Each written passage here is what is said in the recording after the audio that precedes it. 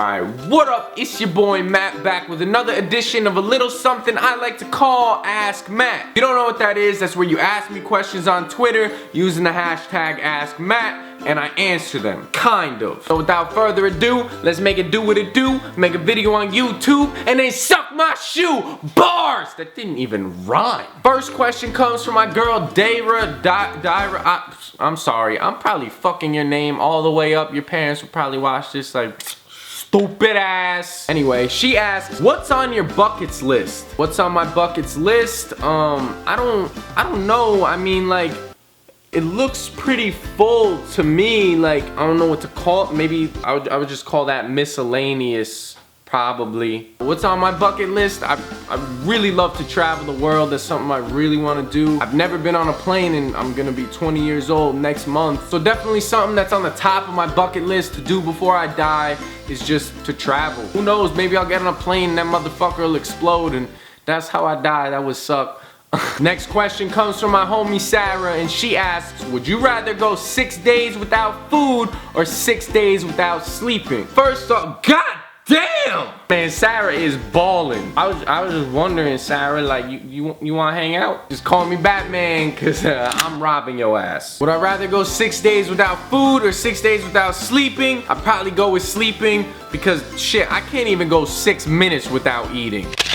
Next question comes from my sister and she asks, who fucked up more, me or her? Well, let's see, like, I set the mulch on fire, my turtle on fire, blew up a toilet with a hammer, collapsed the basement ceiling, didn't show up to high school. I ran from the cops a couple times. It's just, all you really did was become an alcoholic at 16 and come home late a couple times. All the time, every time. I will say this though, I'm thankful for you because every time I messed up, you always took it like a little step further. I come home at 2 in the morning, you came home at 4. I came home at 3 in the morning, you came home 6 days later. Next two questions come from my girl Alicia and she asks, what do you do when people constantly annoy you with their problems and what is the craziest thing that you've ever done? Usually when people come to me with their problems, I try to help them because I would hope that they would do the same for me. Usually I try to give them realistic advice and try to help them find a solution for any problem that they're having. But if they're constantly ignoring my advice and coming to me with the same problems, I usually end up blocking them, to be honest.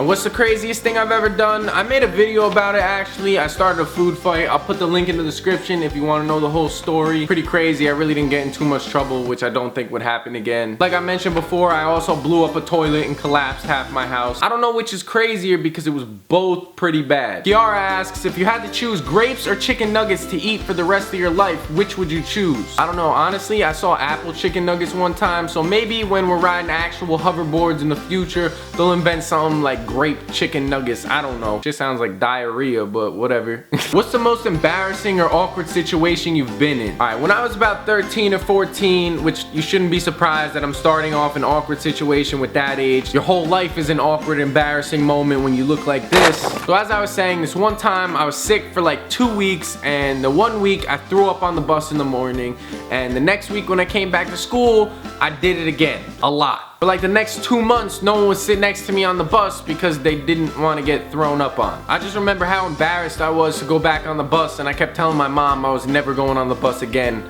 I'd rather walk to school. It was just a bad time. This next question comes from Bree, and she asks, can your wholeness be deleted? Well, the truth is, a lot of people go through some form of a hoe stage when they're younger. Can it be deleted later in life? Not if your shit down there looks like a V-neck sweater. I don't think you could unsuck the whole football team's dicks.